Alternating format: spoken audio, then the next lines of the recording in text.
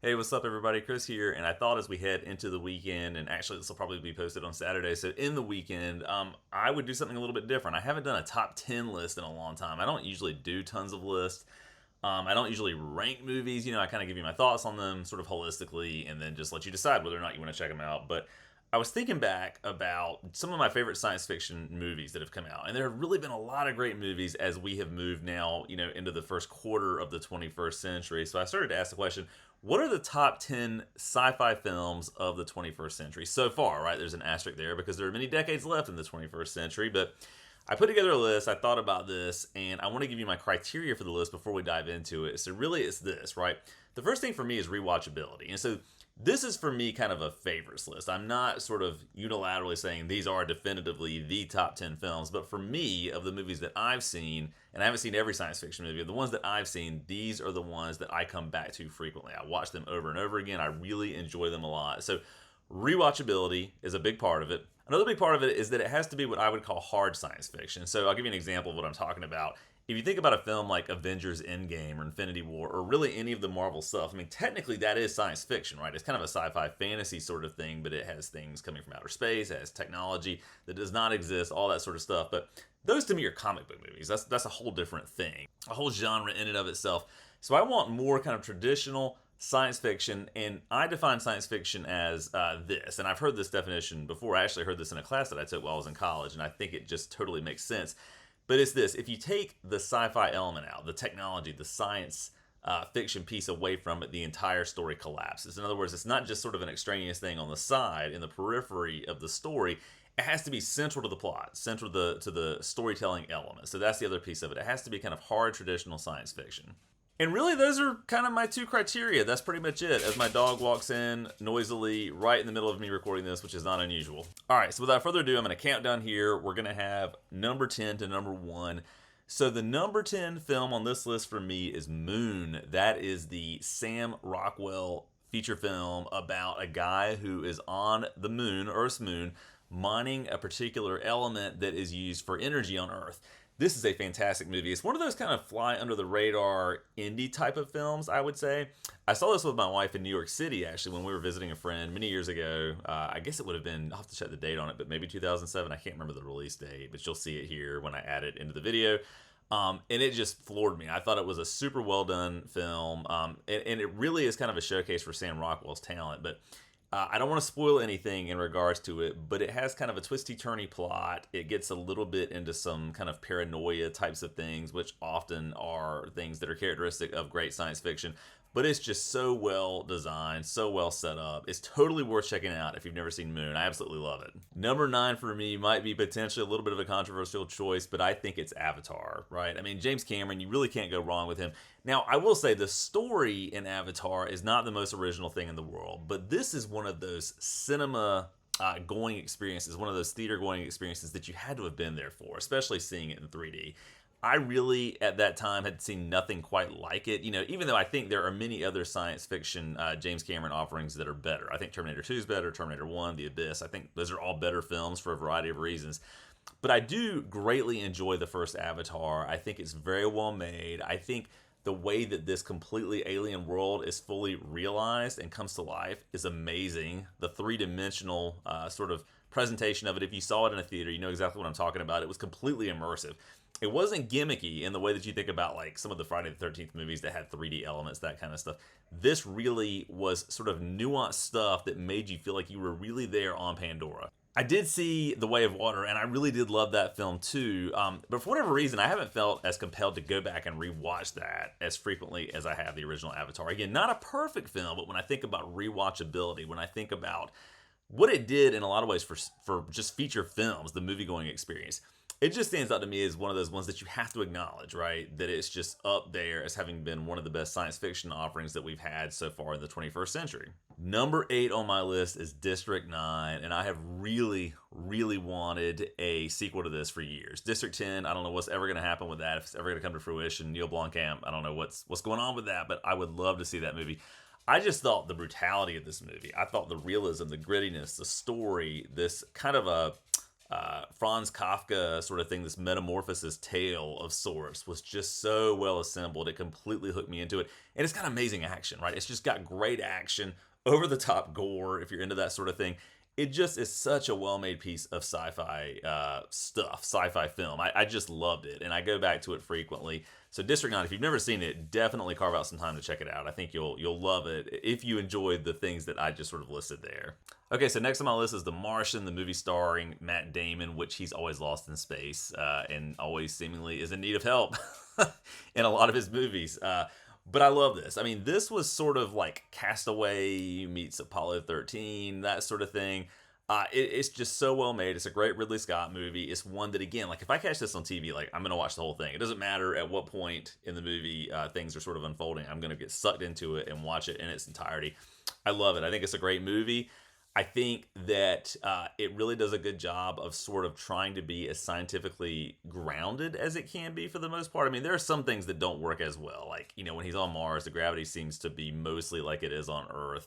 The whole scene where he's sort of jetting out of the escape pod when he's launched into the atmosphere using sort of the thrust from the cut in his glove to maneuver, like, okay, that's a bit of a stretch. But for the most part, when we think about just purely science-based stuff, this does a good job with that. I love The Martian. I think it's a great movie.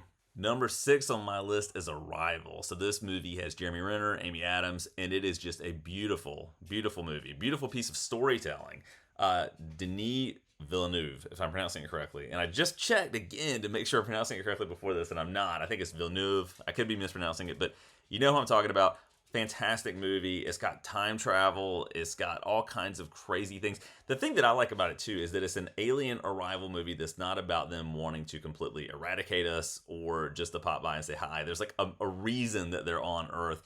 And it ties into this deeply personal story surrounding Amy Adams. It is very melancholy, right? So if that's not your sort of thing, you might not enjoy it. But I just think it's so well constructed, so well made, and just visually a very beautiful movie. So if you've never seen Arrival, definitely check that one out. All right, so now we're getting into the Nolan stuff. Interstellar. I love Interstellar. Like, you know, the first time I saw it in a theater, I was completely in love with it up until the very end when they get to the black hole and all of a sudden there's kind of this weird sort of paradoxical space bending in on itself, time travel sort of thing, which I don't inherently hate that idea.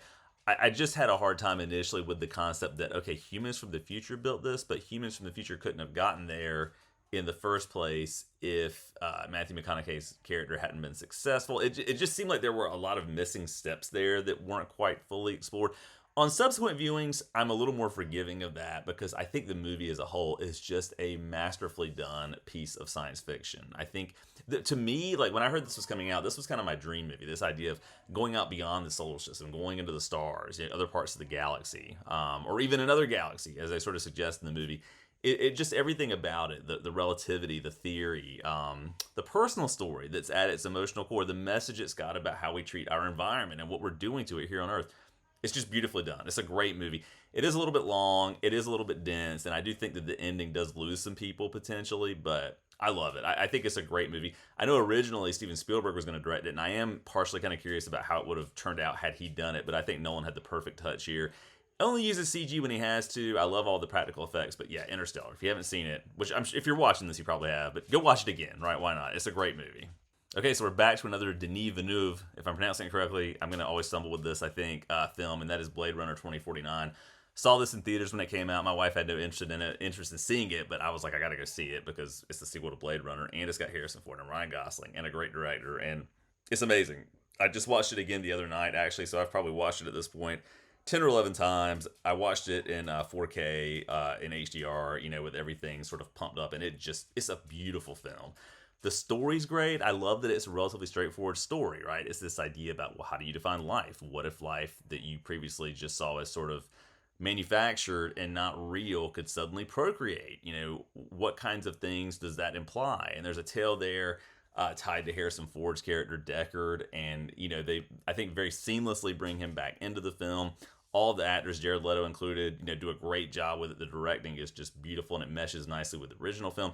Blade Runner 2049, I think, is a masterful piece of science fiction. It does everything that I would want to see in a film like that. I think it just was beautifully done. In fact, I might actually like it a little bit more than the original Blade Runner, which I know is kind of blasphemous, but I just think it's a great movie. Okay, so we're back to Christopher Nolan. Now we're talking about Inception. And I think this one's right on that line when we talk about science fiction and what that actually is. But of course, the movie would fall apart if it were not for the use of the machines that put people in a dream state and allow them to manipulate their dream environment. This movie blew my mind when I saw it. I wanted to go back and see it immediately again in a theater. I still think it's one of Nolan's best films. Again, I obviously think it's better than Interstellar because it's higher on the list. I don't know that it's necessarily his very best film, but it's very high in terms of science fiction for me. Everybody does a great job with this. It's got great action. It's got a mind-bending plot. I just think that there is so much to enjoy and appreciate about Inception that if you've never seen it, definitely carve out some time to do that. Again, if you're watching this and you're part of my target audience, I'm guessing you have checked it out at some point, but it's absolutely worth seeing. Okay, so I, of course, was going to have one Spielberg film on here, and I think one of his best films of the past 30 years, if you want to sort of look at it that way, I guess, would be Minority Report. I love Philip K. Dick, first of all. I talked about Blade Runner earlier, but he's a great storyteller. Spielberg takes this short story and makes it into just an excellent piece of science fiction. To me, this is maybe the moment when Spielberg was kind of at his heights in terms of what I would prefer to see from him as a director. Over the years, I think even now, more recently with The Fabelmans, he is masterful behind the camera, of course, nobody doubts that, but the way he blends storytelling here with direction, with action, with everything, like, this is another mind-bending movie that kind of makes you think about, well, if I didn't know this was going to happen, if I didn't know this would take place, would this thing happen? Or if I don't do this, will it happen or will it not happen? Like, there's a lot of kind of predestination type of stuff in there with it. It's just an absolutely great movie. I think the color palette they use with it too works really well, kind of this muted blue. But just everybody involved with this is great. Minority Report is one of those movies that I watch over and over and over. And the John Williams score, oh my gosh, it is so good. The scene with the spiders coming out, trying to identify John Anderton, it is just an absolutely great movie. If Minority Report slipped by you for some reason, go rent it, go check it out. Let me know what you think about it down in the comments. But it's just such a great movie to me. I love Minority Report. Okay, so to me, the best science fiction film of the 21st century so far is Dune. Again, Denis Villeneuve, who has emerged as sort of a master of sci-fi. I think the first Dune is incredible. Watched it multiple times, have it on 4K Blu-ray. My wife even loves it, and she's very picky about sci-fi. She requests to watch it, which is a very unusual thing for her, especially given the length of the movie. Like, she's not a big fan of things that go over 2.5 hours usually, but it is just masterfully done. I cannot wait for Dune Part 2. I've heard some rumors that it's been delayed. We'll kind of see what happens with that. I'm not sure if that's part of the writer and actor strike or what may be going on there, but I absolutely love Dune. I think so far it is the pinnacle of what we've seen with science fiction in the 21st century, and that's just kind of my take on it. So anyway, that's my top 10 list. There are a lot of other movies that could have made this list, right? Ex Machina, an Alex Garland movie that I really appreciate and enjoy a lot. Eternal Sunshine of the Spotless Mind, another good movie. The difference between those two movies, just as examples, and my list is that I just don't come back and rewatch them a lot. Like, the movies on this list I rewatch frequently because I love them so much, and that's sort of the thing that separates them out in terms of things that are just especially favorable in my mind. So anyway, let me know what your top 10 sci-fi movies are. It could be for the 21st century. It could just be of all time. That's a whole different list, and I've got whole different thoughts about that. But as always, thanks so much for watching, and I'll check back in soon.